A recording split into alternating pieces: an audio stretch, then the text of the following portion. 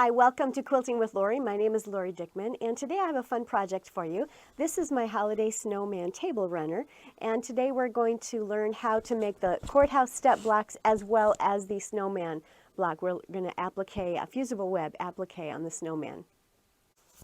You can find this holiday snowman pattern out on my website, and I will include links below under the description box, so make sure you check that out if you're interested in getting that pattern. So let's take a look at what is needed to make this table runner. So all of the fabric requirements are listed in the pattern itself, and I'll show you what I've used for this particular runner. I'm using a beautiful burgundy for the borders and for the snowman's scarf. I'm using a real pretty print here for the borders and part of the courthouse steps. Let me show you the courthouse steps so that you can see that. And I'm also using a beautiful sparkly fabric. It's a light blue. It really looks like a wintry, cool fabric for the background as well as part of the courthouse steps. I have a charcoal fabric that I'm using for these squares in the corner as well as the snowman's hat. I have some felt here. I've got white for his body and his head. I do have a scrap of black fabric, or you could use black felt for his nose and eyes and so forth, his mouth.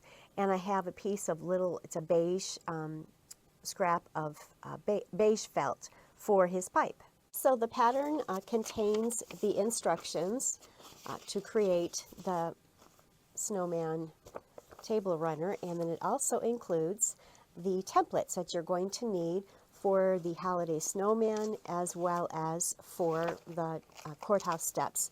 I don't necessarily use templates of creating the courthouse steps, and I actually have the measurements in the pattern, but if you prefer to use templates, it is available for you. So if you're using fusible interfacing, you can, if you want, you can reverse the image by just tracing it on the back side. You'd have to darken these lines and then trace it from the back so that your snowman would end up facing this direction. I didn't worry about that for the snowman that I'm making today. I just went ahead and traced it. I put my fusible webbing on top of this and traced on the solid lines. And my snowman will face the other direction, which is fine. The snowman can face any direction, it doesn't matter. But if you do use fusible interfacing, you do not include the seam allowances.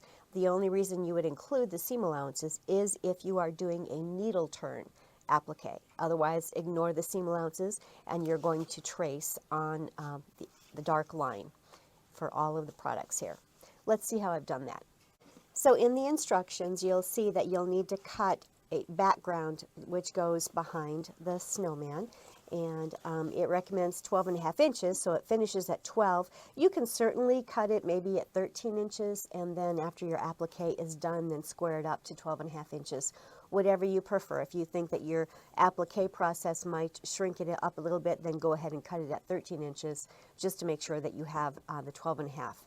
To square up at the end. So that is for the background. And here are the parts, the elements to my snowman, 2 pages of those. And what I have done is I've traced them, and this is all curling. I'm sorry, it was on a roll.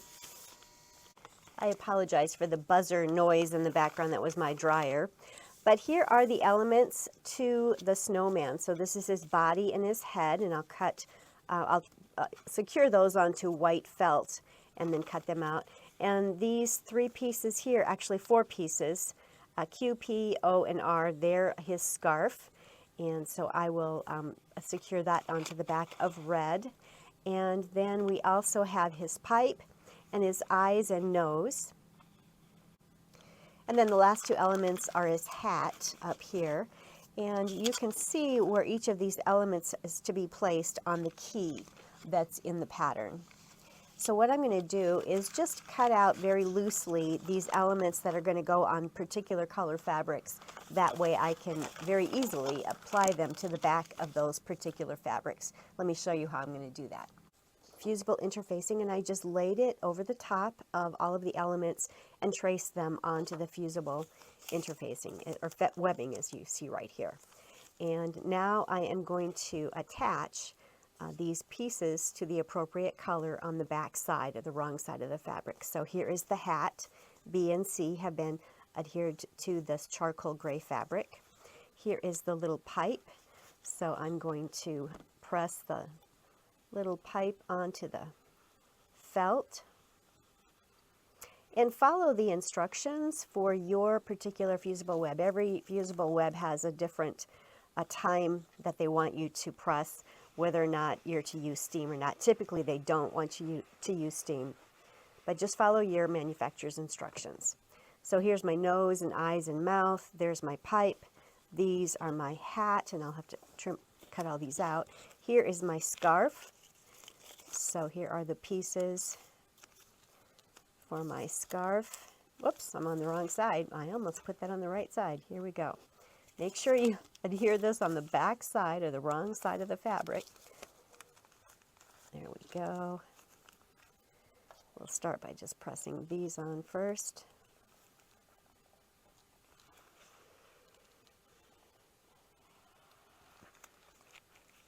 And then we will go to this last one right here.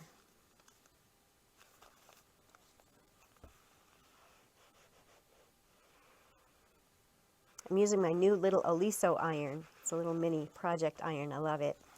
So here is the scarf, and you can see all of the elements of the scarf here on the front side. Now let's do the white felt, and this is the snowman's body. Let me move this out of the way because I need more room on my ironing pad. So here's the body, and I haven't cut apart the head yet. I just got it down there. And that should fit just fine. And of course on this felt, either side is right or wrong. It doesn't matter. And some batiks are the same also. So if you're using batiks, you could find that either side is right or wrong. Okay, so now the snowman is ready, and I am going to cut all of these elements out, and then we're going to place them onto the background. So let me get this cutting done, and I'll be right back. So now we are going to place the snowman on the background square, and what I have done is simply pressed creases in it. I folded it and then folded it again so that I have some guidelines just to kind of center my snowman on this block. So we'll start with his background, and you'll notice that there's a cutout there around his little arm. And so I'm thinking I might place him about right there. I'm going to go ahead and remove the paper, but I'm not going to press him down until I'm happy with the placement. So right now I'm going to start there, see if this is going to work. There's his head, and you're going to notice that his head is actually not going to adhere right on top of the body because we're going to have this scarf that is going to be in here. Let me remove all of the elements. Get the paper off of these. Let's just kind of lay them on here. Get them ready to work with.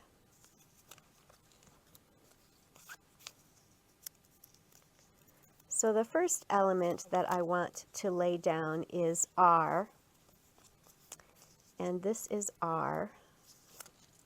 So that's the part of the scarf that's wrapping around his neck.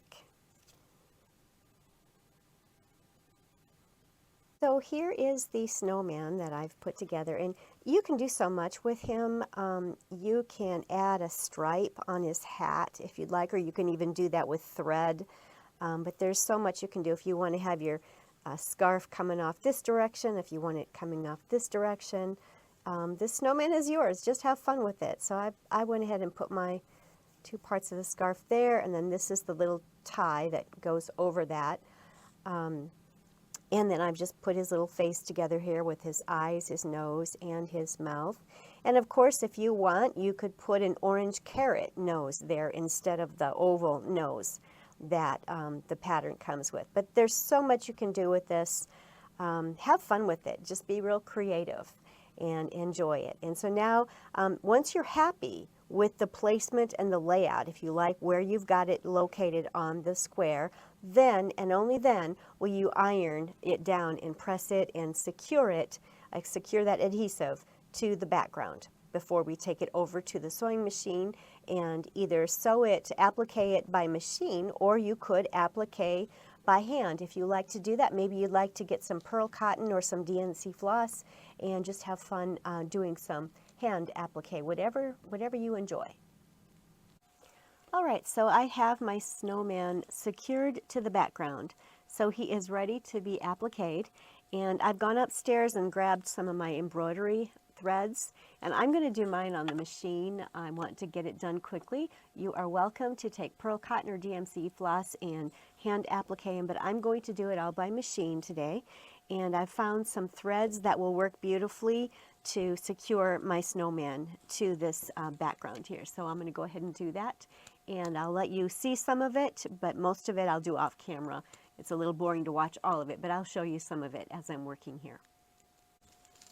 For the felt snowman, I simply used a straight stitch around the edge of his head, and I've also done his shoulder here just with a straight stitch. And now I'm going to bring my thread up here and go ahead and stitch around that. Because it's a felt and it doesn't fray, I am simply using a straight stitch, plus all of this is fused, so there shouldn't be any fraying.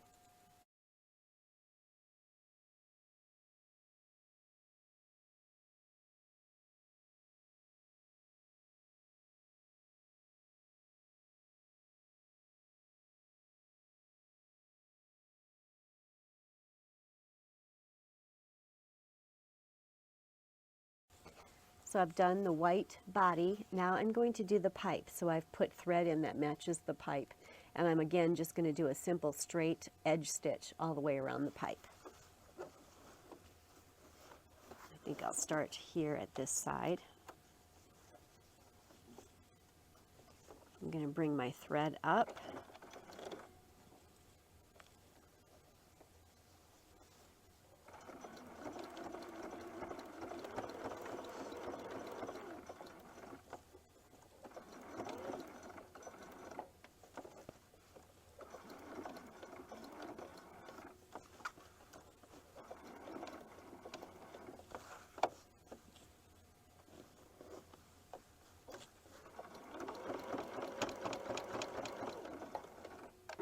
And I did a back stitch. I have done back stitches at the beginning and end of all of these. So now my pipe has been sewn on, just a simple straight stitch. And I'm going to do that with all of these black elements on his face as well. I'm going to change threads now. So I have my black thread in now, and I'm going to do the eyes, the nose, and the mouth, and then the hat as well. With the edge stitching of all of these small elements, if you happen to have a knee lift, you might want to put that on. That might help you to release your hands so that you're able to maneuver the block itself, and your knee can take care of your presser foot.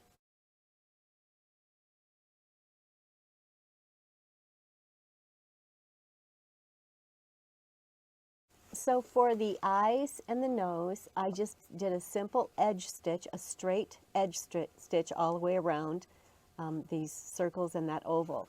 For the mouth pieces, I actually have what's considered a snowflake stitch on my machine, and it basically just creates a beautiful little snowflake to secure that round mouthpiece onto the snowman.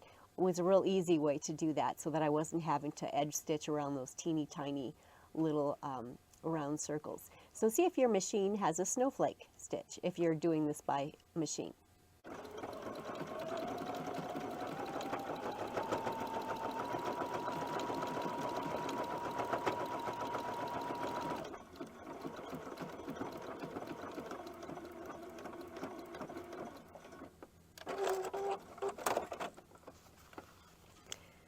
So for the hat, what I did was I created a snowflake stitch along where the two pieces connect, and that's how I have secured it.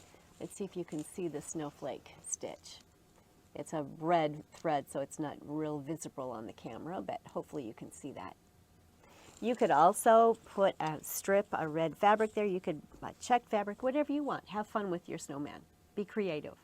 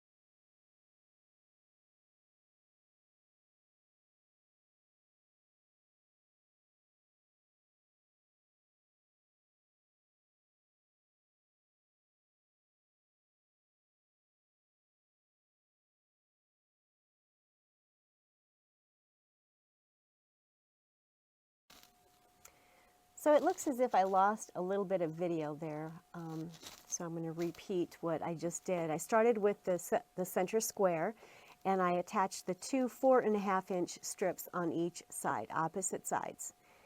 I finger pressed them open. You certainly can take them to the ironing board and press each time. I just finger pressed at this point, and I'm pressing away from the center. Then I came back and I grabbed the 6.5-inch light blues, and I sewed them on opposite sides. Now I'm going to go back to the bottom here, and I'm going to grab the 6.5-inch lights and add those to each end and sew those. So the lights are all being added on opposite sides, and the blues are all being added on opposite sides from shortest to the longest. So I'm going to go ahead and sew now, and you'll see how this work goes together.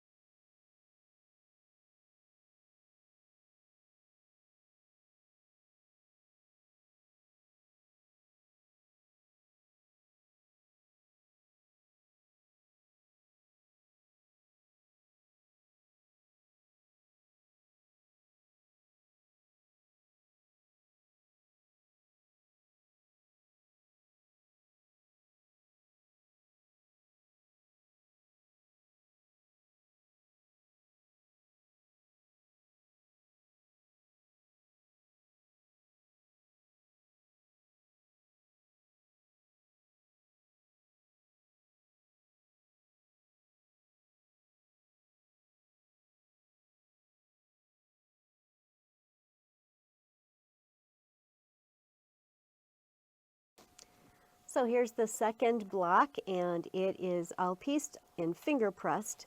I'm pressing all the seams to the outside, so I'm going to take it to the ironing board and do that with the iron, and then I'm going to square it up to 12.5 inches. All three blocks should be squared up to 12.5 inches. Okay, so here are the blocks, the two Courthouse Step blocks as well as the Snowman block. And there's so many different things you could do with this. If you wanted a longer table runner, you could make more snowmen or more log cabins. If you want to just use the three blocks, maybe you'd like to put a snowman on each side and a Courthouse Step log cabin in the center. Just make allowances for the fabric that you'd be using, but you can absolutely do that. There's so much that you can do with this particular pattern.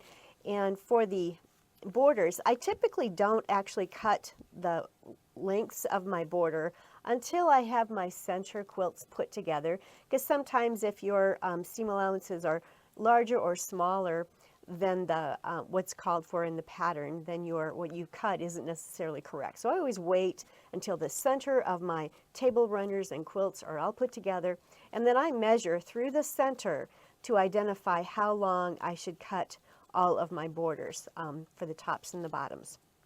And that way you're making sure that everything stays squared up on the quilt itself.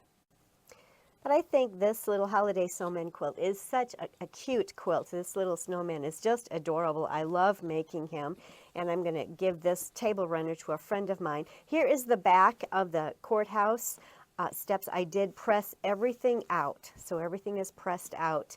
And then I don't think I've squared up these two yet. I need to square up the two Courthouse Step blocks to 12.5. And on my center block here, if you remember, I cut this at 13 inches, and so I needed to square it up to 12.5.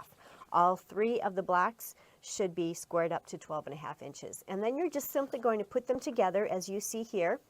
And we've got the blues. Actually, I don't have these facing correctly. We'll have the light blue fabric facing top and bottom.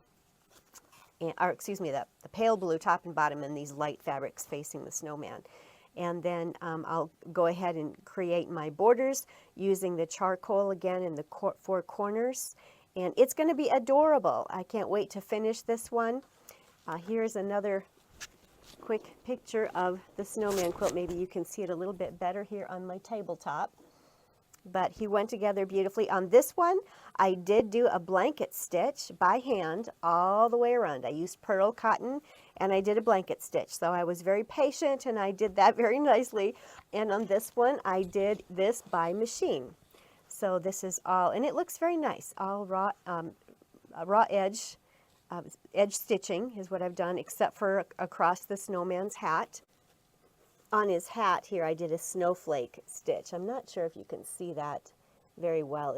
I used the burgundy, which matched the scarf on this hat, just to secure that, because these were two elements and it needed to be stitched down. So that's how I've done it. I really enjoyed doing this. It goes together really quickly. You'll be surprised at how quickly it goes together. And just lay out your courthouse blocks like I did, like I showed you at the sewing machine. It really helps things to go together much more quickly. And then, of course, as you do your snowman, just make sure that you place everything on the background before you secure it. You don't want to press anything until you're happy with its position on the background block. And then have fun putting it together. You could even make a large quilt, a lap quilt, using these adorable log cabin and snowman blocks. How fun that would be. I hope you've all enjoyed following along as I've shown you how to put together the snowman and the Courthouse Step blocks for the Holiday Snowman pattern. And don't forget, I'll have links below to that pattern if you're interested in it, and I'll also have some other links that'll take you to some fun projects out on my website. Hope you're having a wonderful holiday season. Have a great weekend and happy quilting.